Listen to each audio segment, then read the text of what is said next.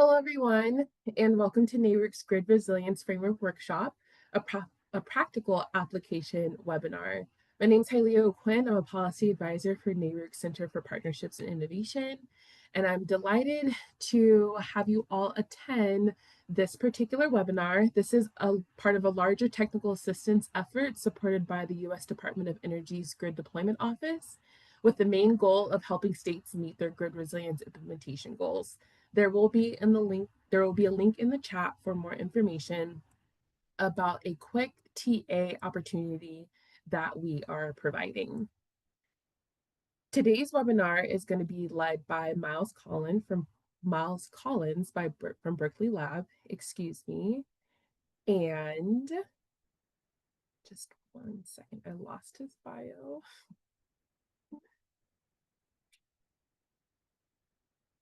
Miles Collins is an energy researcher in Berkeley Lab's Energy Markets and Policy Department. He conducts research on resilience planning, valuation, and benefit cost analysis for innovative utility programs.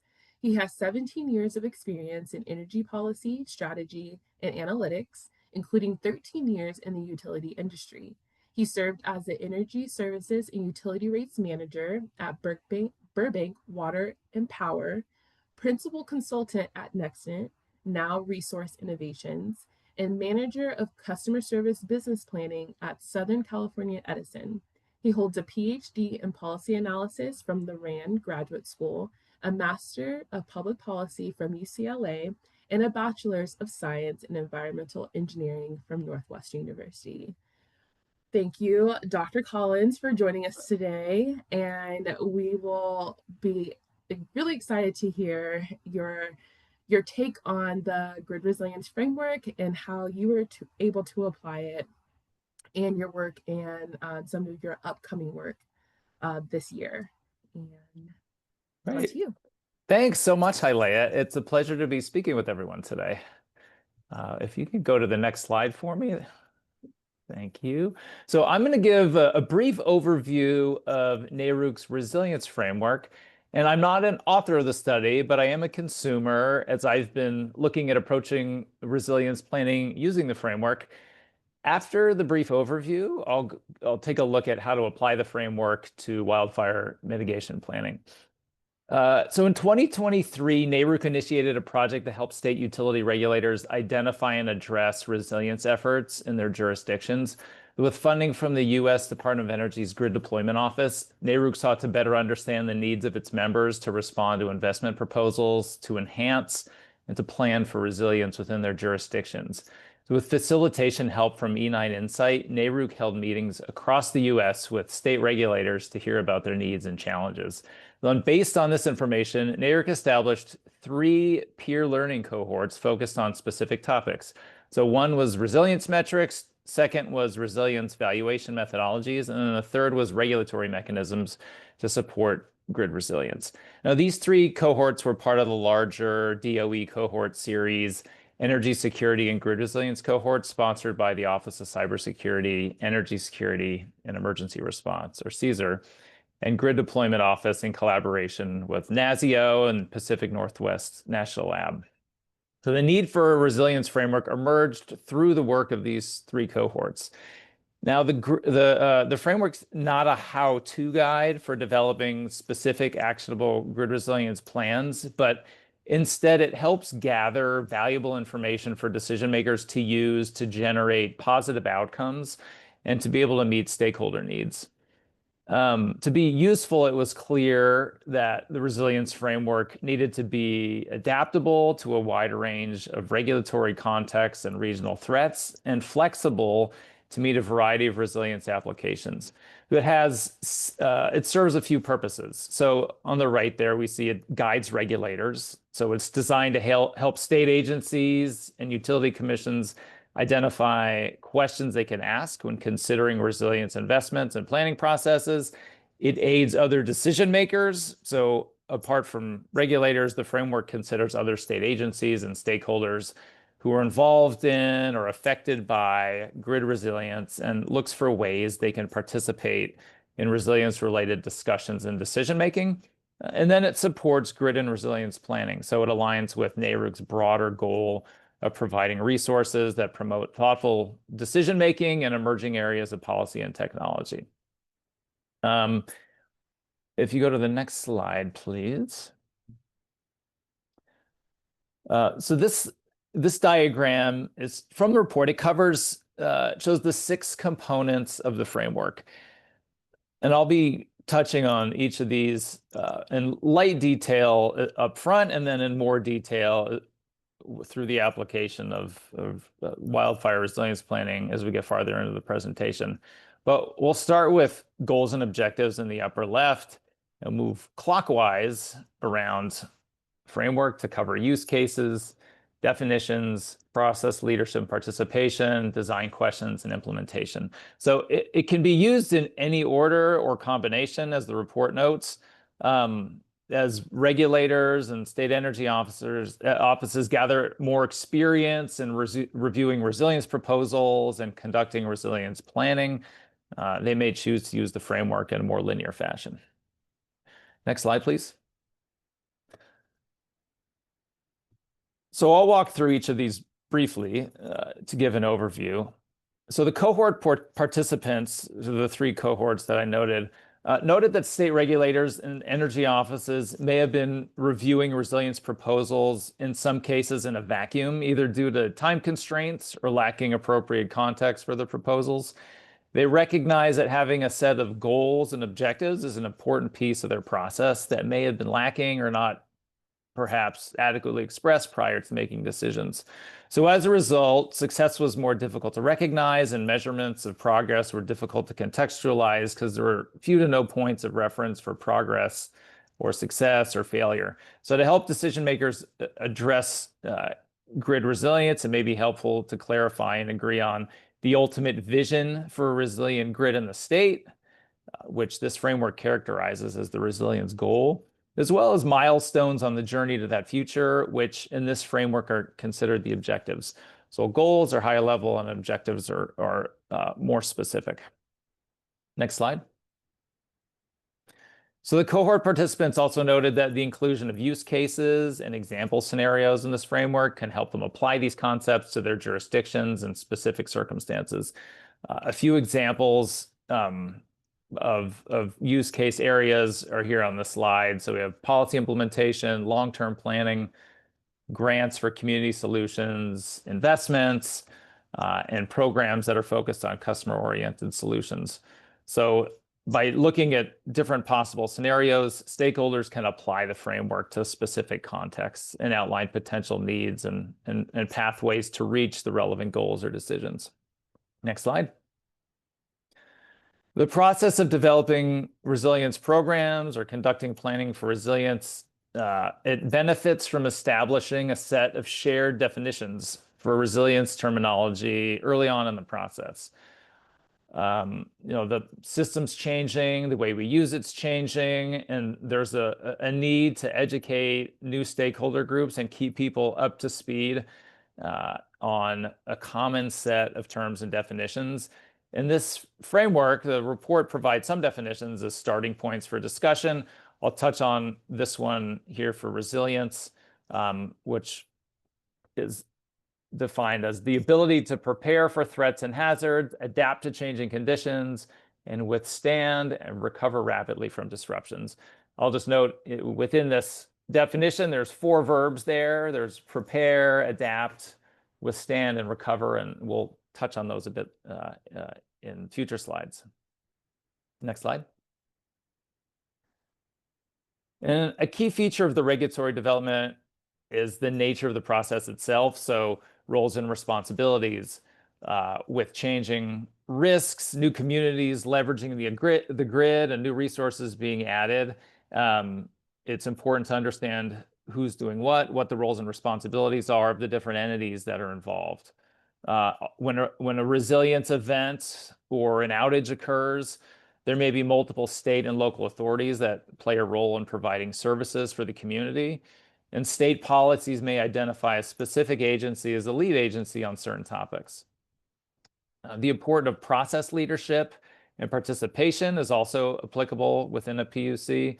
So identifying which division should lead a proceeding, which staff members should be consulted, can ensure that the process being implemented by the commission includes the right internal voices that have roles to play in the resilience discussion. And then finally, the process itself may warrant consideration. So commissions conduct different types of proceedings. A commission could decide to address resilience in a focused open proceeding or a technical session. They could address it in a separate proceeding or consider it in a broader proceeding. So for example, distribution system planning. Next slide. Policy and program development can be organized as a set of design questions that leaders and stakeholders work to answer together. Articulating these questions can help guide the process and generate outcomes that support the agreed upon goals and objectives. And this also helps define the scope for any process or proceeding and guide the development of an appropriate record if necessary.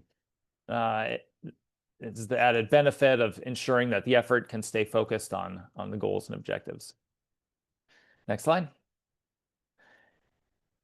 And for implementation, finally, this component addresses decisions and guidance that a decision maker may consider when carrying out resilience-related regulatory changes and programs. So it could include developing timelines for meeting goals and objectives, using alternative options for reviewing and determining cost effectiveness, or scheduling future reviews of resilience investments.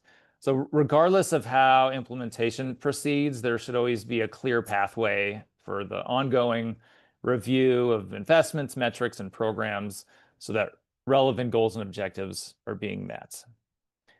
I mentioned earlier the framework is designed so that you can go from one component to the other. You don't necessarily have to go in order, but that being said, implementation generally comes after all or at least some of the actions that we described on the previous 5 slides. Next slide. So I'm going to shift now and look at applying the resilience framework to the issue of wildfire mitigation planning as an example. So throughout here, I've brought up some applications that the cohorts addressed, which were the resilience metrics, valuation, and mechanisms. And I'm leveraging the insights that they provided in the report. And I'll also be bringing up here's some resources for applying that framework to planning for wildfires and then also for other threats as well. Next slide. So starting off at the goals and objectives, and specifically goals. So what are the desired outcomes? We're looking at a broader level than the objectives, and we're looking to identify those broader outcomes that are aligned with policies, laws, and statutes. They can address a range of outcomes, and then they can extend beyond operation of the electric system. So you could be looking into the community and providing critical public safety services.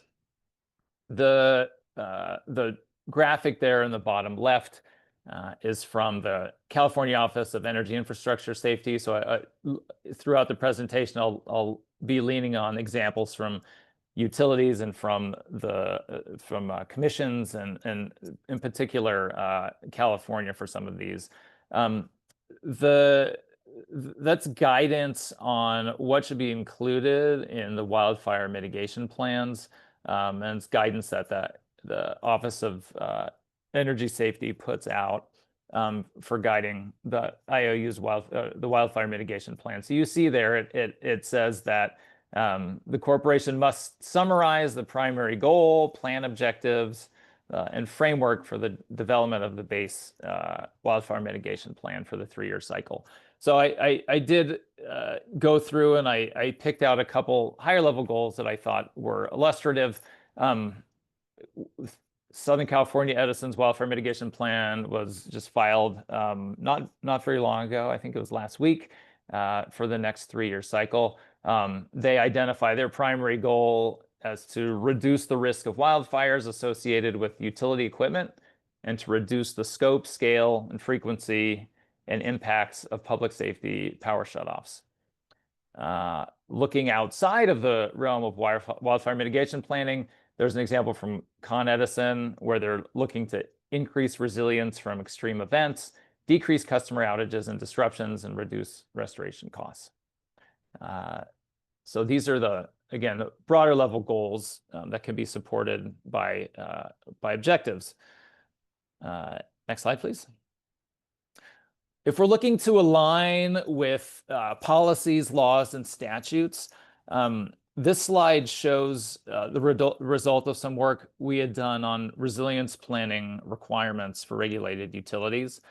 So right as of now, this map shows the different states that have state requirements that have been identified and then plans filed in green. So you see there the 4 largest states, saying California, Texas, Florida, and New York, all have state requirements for resilience, for utilities to file resilience plans, which accounts for 1/3 of the population of the US.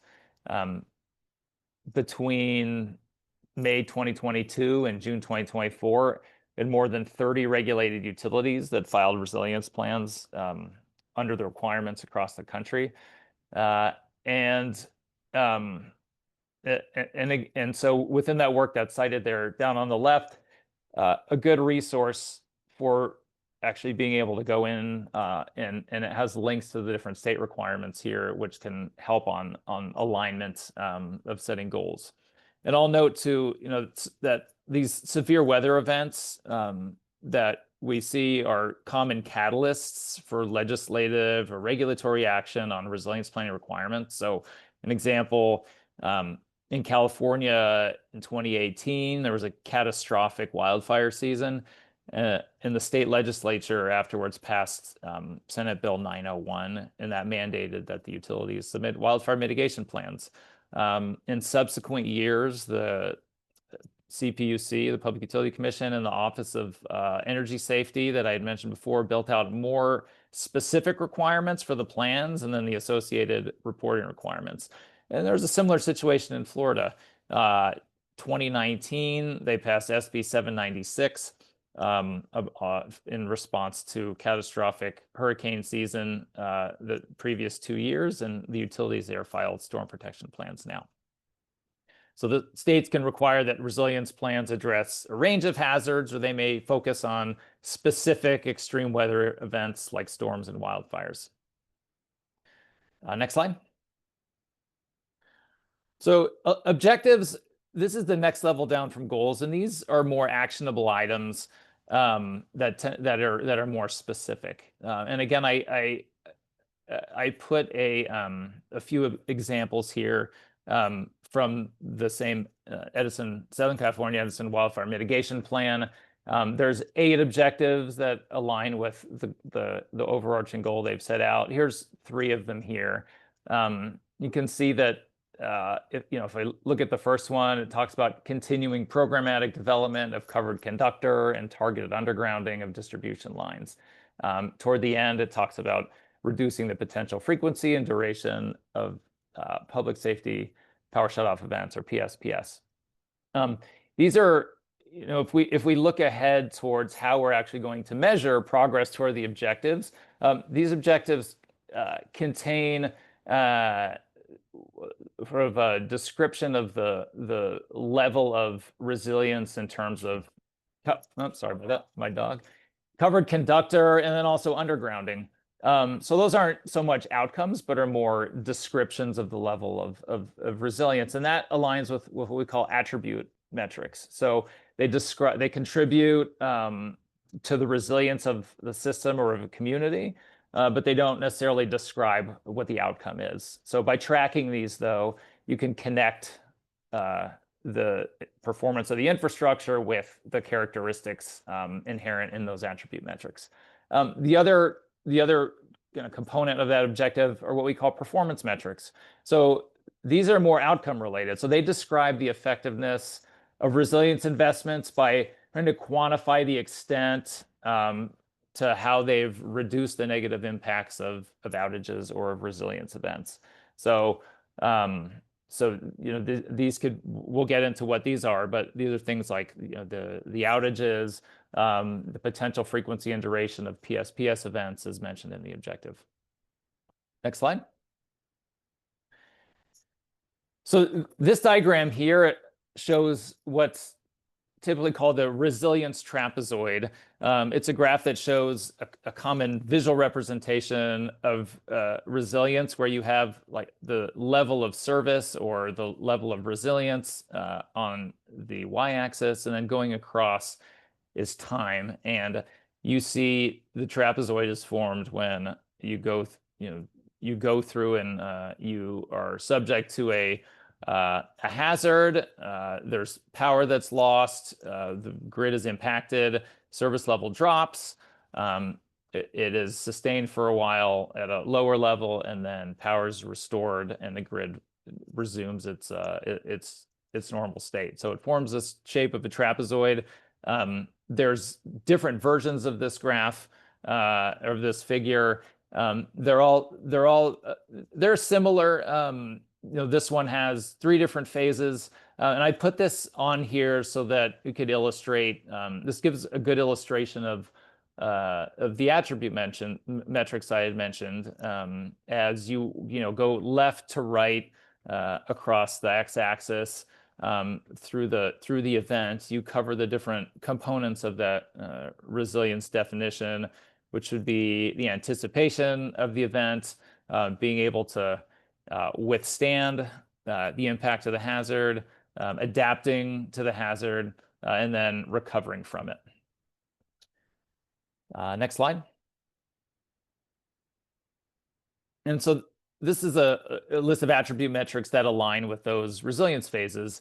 And again, these metrics can be used. They describe the condition of the grid, the level of resilience. So on the anticipation side, we'd focus on situational awareness, whether there's a high fire threat, how well is the utility able to, the system able to anticipate the upcoming threat. And then withstand, this gets into hardening, the conditions of the assets, the ratings of the assets. Adapt is looking at how well the community and the grid, so the whole system can respond to the resilience event and be able to minimize its impacts. So this could be automation and topology, so the grid finding a networked grid being able to have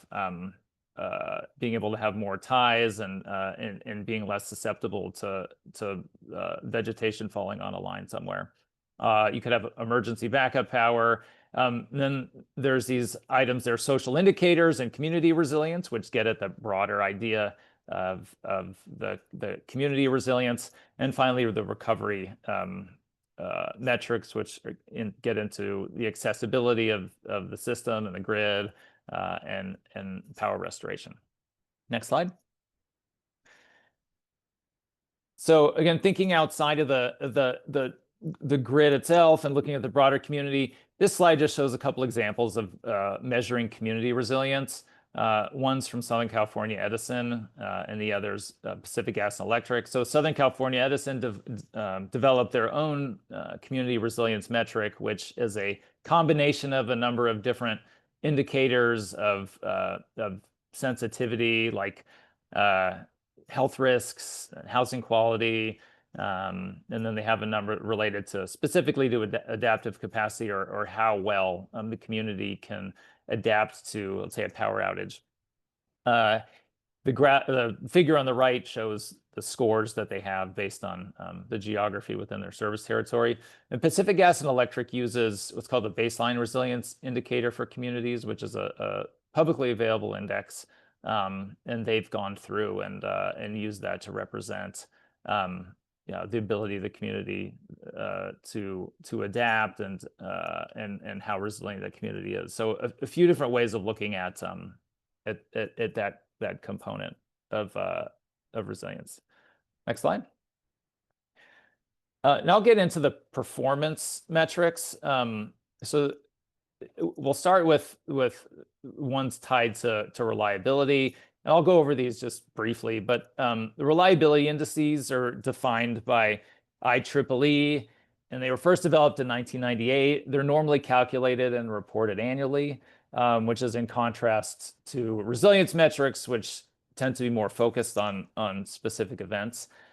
So we have the bigger indices up top: SAIDI, SAFE, CAIDI. These are system averages where we're looking at frequency, duration of interruptions. M is MAFE, that represents outages that are less than 5 minutes or momentary outages. And then you get the indices that are toward the bottom there. They begin with the letter C. So this looks a little bit more specifically at the customers, and it gets at information that's not apparent when you're only examining averages, like the portion of customers experiencing multiple interruptions, or the portion of customers experiencing long interruption durations. So semi is the multiple, CMM, multiple momentaries. The third one there, SEMSME, right? We have a combination of momentary and sustained, and then down toward the bottom, that's the experiencing long interruption durations of different times. Next slide. If we look at performance metrics that have been a bit more tailored to resilience, but also, these are the ones that we see in the utility resilience plans. They can cover a number of different areas here. So we could have, on the left there, we have electric service, restoration, and asset damage or failure. So this slide gives a number of different examples from each. So on the electric service side, we could look at customer interruptions, customer minutes interrupted, which are the building blocks of the metrics that I covered on the reliability slide, and also the target reliability indices. So we do see in the plans, there's an attempt to use what has traditionally been like a reliability index, but using it at a circuit level for very specific types of threats, or under specific weather conditions. The restoration metrics get at the relationship between how many customers are restored and over what amount of time. So if you're looking at the metrics that represent time, it could be from the beginning of the event to when a certain percentage are restored, or from the peak of the event to when you have like 95% restoration. And then you have the percentage metrics, which are the inverse of those. So after a given time, what percent of customers have been restored? And then asset damage or failure. So how well did the assets perform during the events? Next slide. Performance metrics on the monetary impact side. So there's three categories here. There's the cost to the utility. So, earlier we had seen that Con Ed goal of reducing restoration costs. So you can measure that, and how much, whether it's O&M or capital restoration costs, what's the cost to the utility to restore power and to repair the grid. There's customer interruption costs. So these are those incurred by customers experiencing a power interruption. Berkeley Lab has a tool called the ICE calculator, which is used by a number of utilities to aggregate these customer interruption cost studies, and be able to provide for a given increase or decrease, or for outages that are avoided from grid investments, what's the benefit to there's the avoided customer interruption costs, and there's a few metrics there associated with that. And then economy-wide impacts. So these are looking at for widespread long duration interruptions, which last more than 24 hours. These are different than just being able to go and survey customers. So Berkeley Lab for this has a prototype tool that combines these surveys with macroeconomic modeling, and you can get models of the economy that are calibrated to the results of the customer surveys, where you're looking at these metrics here, like gross output, gross regional domestic product, and then change in household consumption. So some broader economic metrics. Next slide. And I list here some additional resources for looking at goals, objectives, and metrics. So the reports that are contained up there. have the links to the state requirements, and they have the link to distribution planning requirements, as well as some information on what metrics and data are in these utility resilience plans, and then also links to the two tools I mentioned on valuing reliability and resilience improvements. Next slide. A couple more additional resources. So the one on the left is a Berkeley Lab tool for looking at, again, the state distribution planning requirements. It's a user interface and a map maker, and there's a database there that's available on being able to look specifically at different requirements and proceedings. And on the right, I'll just mention that EPRI, after 3 years of work, is releasing now its climate ready power framework. So it has a lot of good information in there on an integrated approach to look at physical climate risk. And in this particular case, this report is the report on metrics that I had been taking a look at and noticing a shout out within it to NARUC's resilience framework down there in the bottom right. Next slide. So use cases. So leveraging some of the work that the cohorts did. Just to give an example of what use cases could be. For metrics, they took a look at use cases related to metrics for specific neighborhoods or regions to be able to measure outcomes granularly. And the valuation cohort, they were looking at how do you need a method of calculating value in order to make decisions, and they were applying it to like a grant application program. You could also apply it to project results. So down at the bottom, there's a couple use cases for wildfire mitigation using that categories I provided earlier. And I won't list them here, but they're here on the slide, and I'll move to the next slide. So definitions are key, and you see them in a lot of the resilience plans, and they're an important part of being able to keep folks up to speed and understand, because there are a lot of terms that are differently used throughout the country. These are the ones I'll touch on each of these right now, these concepts and terms, and give a little bit more detail. Next slide. The critical facilities and vulnerable populations are two of them. So critical facilities are essential for the health and well-being of the community, and they would be things like hospitals, fire stations, water treatment facilities. You have another level of essential facilities, which is a secondary category, and it's looking at facilities that are intended to remain operational if there was a multi-day outage. So not critical, but it's things like gas stations and grocery stores, pharmacies. And then for vulnerable populations, different states will identify different subpopulations that have less access, less support systems, disabilities, and other needs where they could be more adversely impacted by a power outage, in particular a longer one. Next slide. So the next two slides, this slide provides a more detailed description of critical facilities and infrastructure for the CPUC. And I'm not going to review this all in detail, but this is here just to illustrate that there are a couple different decisions that were involved in getting this description, which are listed at the bottom, but they have a pretty detailed way of identifying exactly what is considered critical facilities and infrastructure. And next slide. And for the wildfire mitigation plans in California, there's the vulnerable populations item. This is one of the designations that they use, which is the access and functional needs population.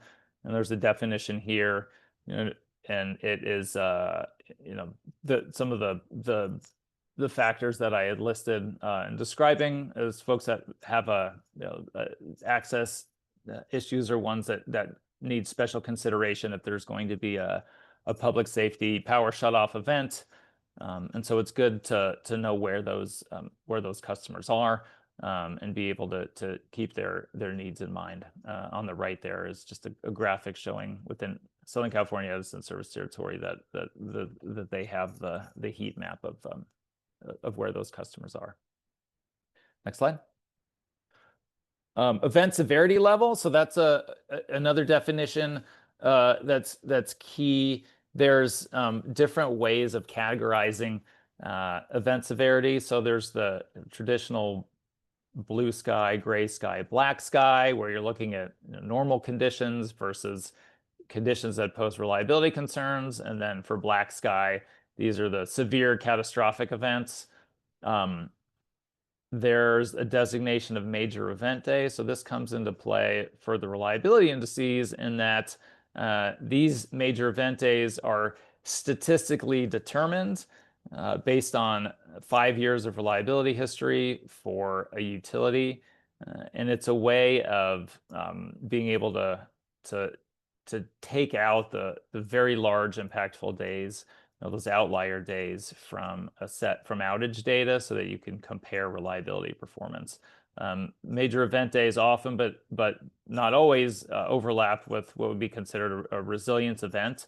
And that graph on the right just shows what daily SAIDI data would look like, where you have like most of it clustered toward a very low value, but then you have those days with resilience events that indicate there's fewer and fewer of them, but that tail stretches out to the right. And so for classifying a major event day, you would take the log of those values, you'd find the threshold, and then you'd be able to determine which days to exclude from outage data for reliability purposes, or maybe to look more closely at for resilience purposes. This translates, so you would expect, based on the statistical work, that it would be about 2.3 MEDs per year on average. Next slide. I'll touch on these two items. So major storms and wind warnings. There's different ways of categorizing major storms, whether it's based on the percentage of customers who are out for a certain number of hours. Different states have those designations. Wind is an important one too. So it could be high wind warning or red flag warning. These are National Weather Service issuances, and these are important for wildfire planning as well. Next slide. Indicators of risk, important for wildfire planning, the high fire threat district. So what is that? You were looking at areas designated in the example for California. The PUC designates it as having an elevated wildfire risk. Utilities will often look more closely at their own modeling as well and have a separate designation that they also include, like a high fire risk area. But these are areas where utility needs to take additional action to mitigate wildfire risk. And then a good resource too, FEMA's National Risk Index. They have a website where it's linked here, and you can make maps for different hazards across the country. The two for wildfire risk and ice storm risk are shown here on this slide. They have a number of other ones, and then they have the information and data behind those calculations that's available as well. Next slide. On the process, leadership, and participation component, in looking at wildfire, again, I'll leverage within the framework report, the cohorts looked at this question for their applications. The focus was on which other agencies should be involved in the process. So the resilience metrics cohorts laid it out as a set of guiding questions that would be helpful for figuring that out, which are listed here. And on the valuation cohort, they're thinking in the context of a resilience grant program. So the valuation, whatever valuation methodology is determined, may be used in other cases in the state. So needing to have other agencies on board that could be affected by a valuation formula or method is important. And some of those agencies that they mentioned are listed on the slide as well. Next slide. And some resources. There's links to a few resources here related to process participation. So there's the NARUC desk reference manual. And down toward the bottom, there's a recent webinar that Berkeley Lab did on stakeholder engagement and the different components of that. Next slide. Moving to the design question component. So as I mentioned, it can be organized, the policy and program development can be organized as a set of design questions. Some of the topics that are covered in these questions that are raised would be: what threats or hazards are we addressing? How prescriptive will guidance be? How will resilience planning integrate with other planning processes and proceedings? And then there's a number of questions here that the regulatory mechanisms cohort raised about what mechanisms will be used in the design of the program or of the process. I'll touch on a few more resources and details for these. If you go to the next slide. Prescriptiveness of state requirements. So this is a table from our look at the different state requirements for resilience plans. It's organized by each row is a different state, and then it's organized in groups of rows by the types of hazards that are addressed. So toward the top, it's an ensemble of hazards, and then it gets to severe storms and wildfire.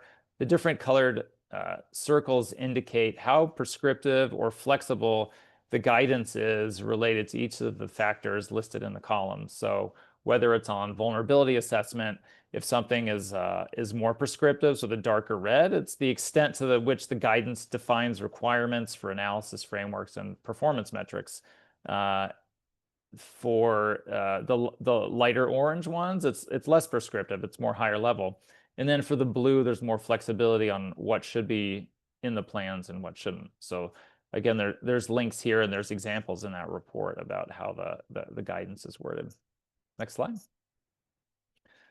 How are we going to prioritize the different mitigation components and assess them? So this slide contains a few different methods with a few different families of methods, I should say, that we see in the plans about how to, and in the requirements about how to select and prioritize investments. So it includes benefit cost analysis, which looks at present value of monetized benefits and costs. You can look at that ratio for prioritization.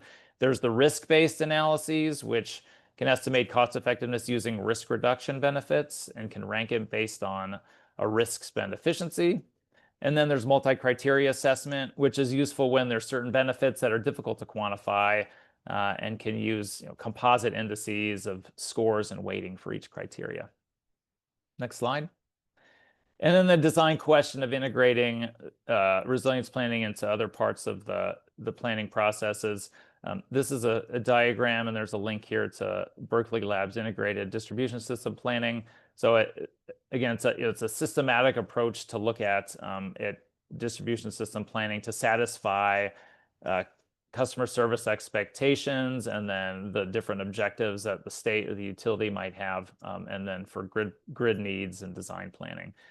So it looks at a number of different criteria and helps to reach that balance. In each of these boxes here on the slide, there's a click in to get more information and details on the processes behind them and the analyses. Next slide.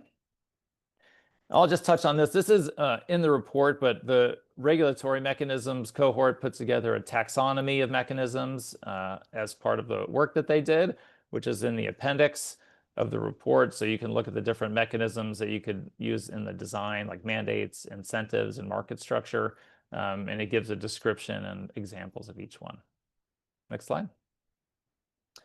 Finally, on the implementation side, so this is guidance for decisions or guidance for decision makers to look at when they're carrying out the regulatory changes in programs. So again, there's a set of design questions here, or sorry, implementation questions for guiding that process and the different things that need to be considered, like reporting, data collection, and further analyses that might be needed.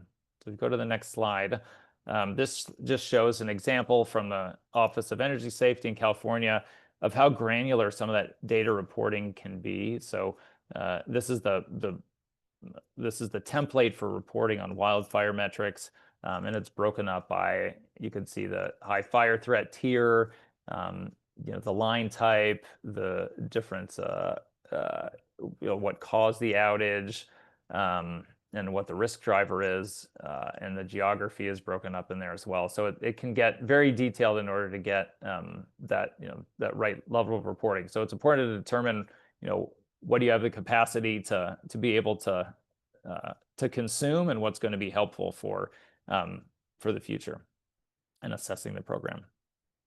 Next slide. This revisits the objective slide from earlier, where we looked at Southern California Edison's wildfire mitigation plan objectives, and this adds a column there on the right where there's a set of metrics that align with those objectives, that reflect the different outcomes that you could use to tie the two together, and you could measure progress towards those objectives. So I thought it was a nice way of looking at that alignment, and being able to make the connection between goals, objectives, and metrics. Next slide.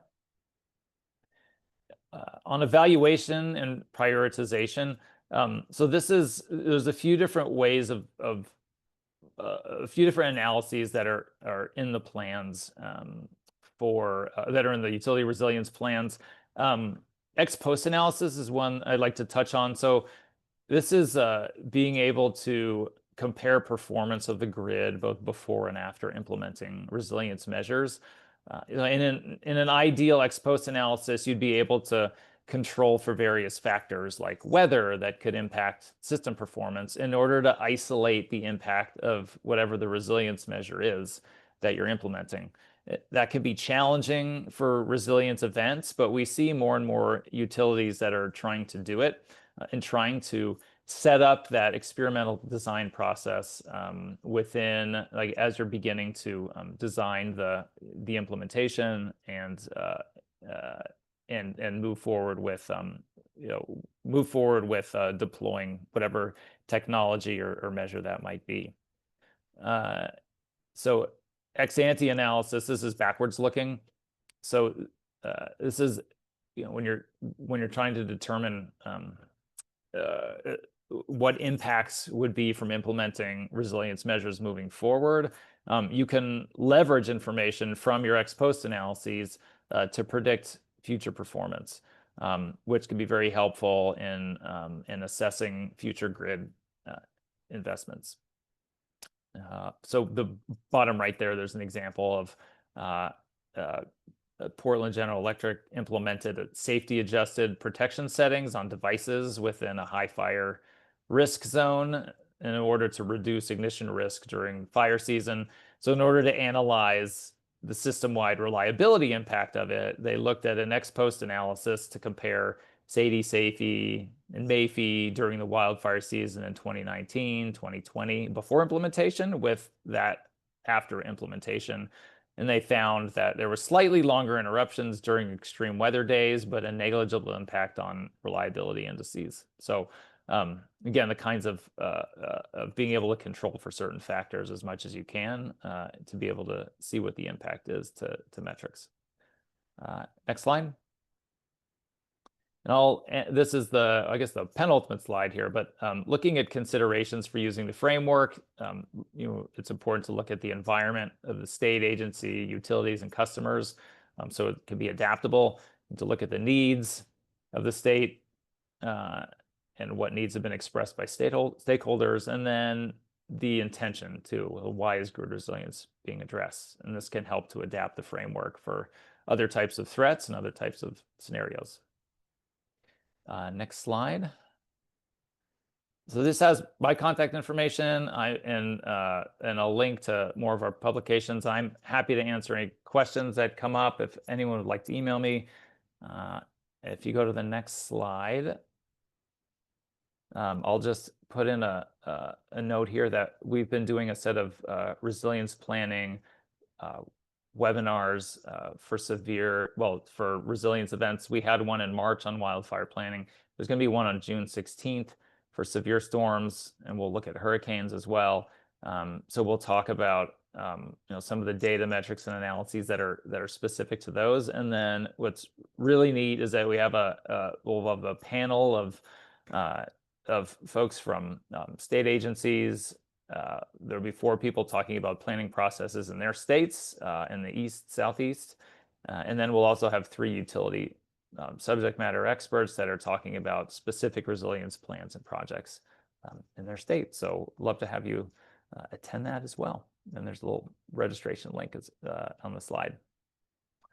And thanks very much. I see a couple questions have come up in Q&A. What are some of the largest trends you all have observed of adoption from regulators?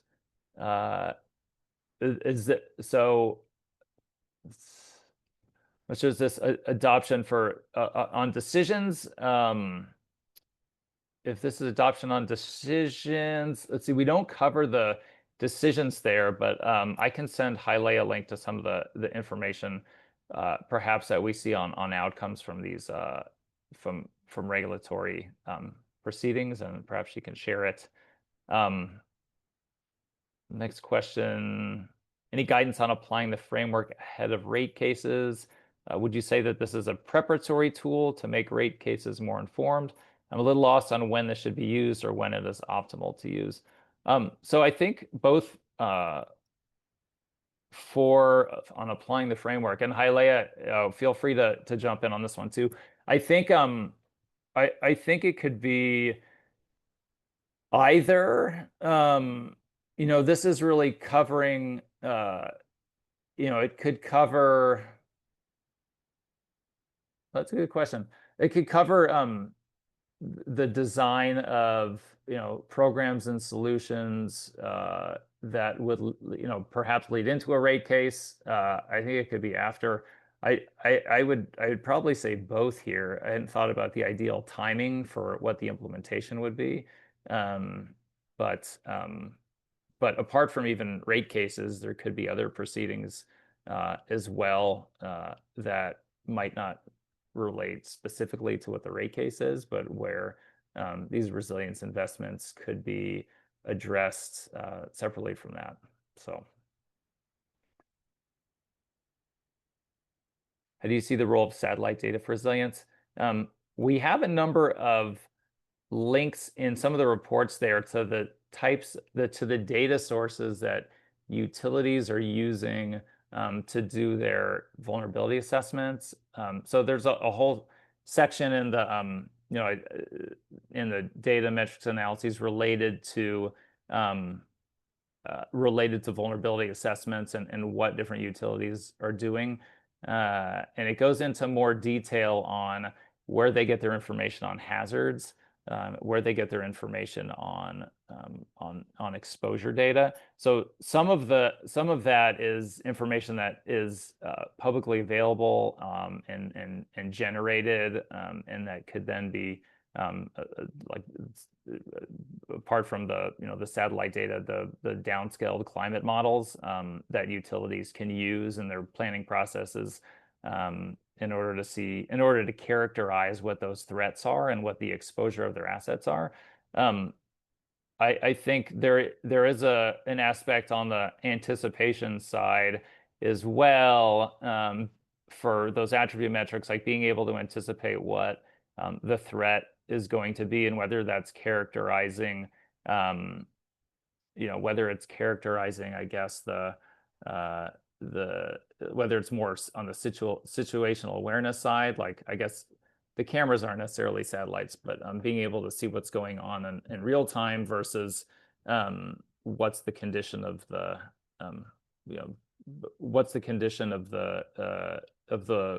land and the environment that could then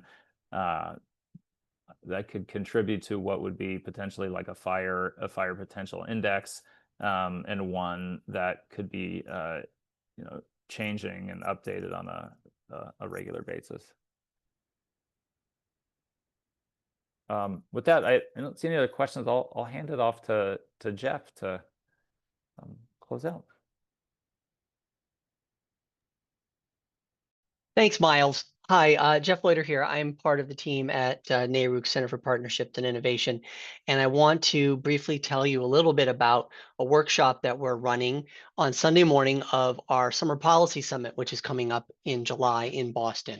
I hope some of you are at least considering attending the summit, and maybe this is an extra enticement.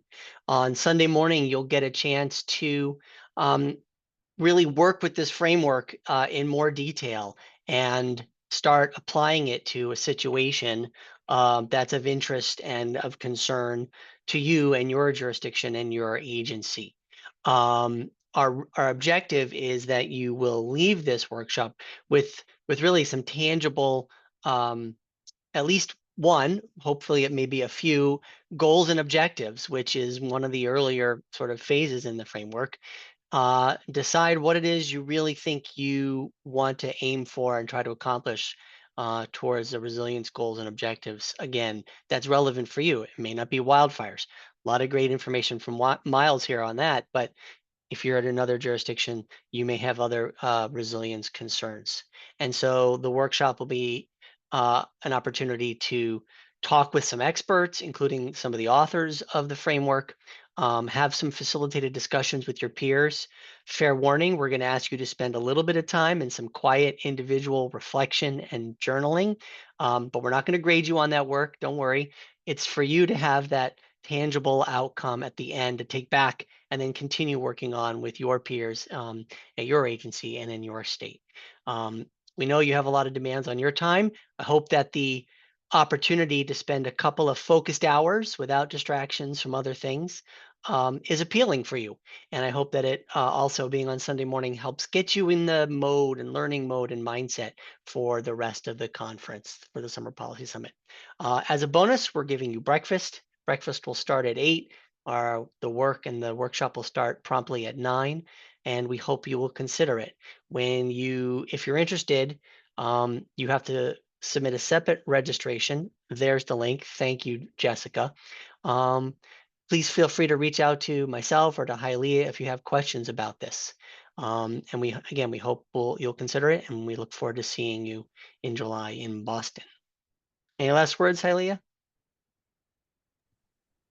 Yes, thank you, Jeff.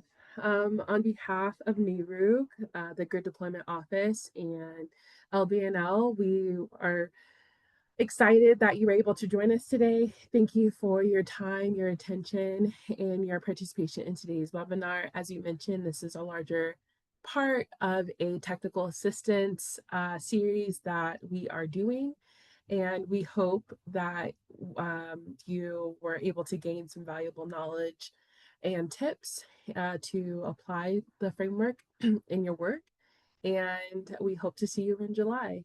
This recording will be posted on NARUC's website along with the slides that are approved for external distribution. So thank you again, and I hope you all have a great rest of your day.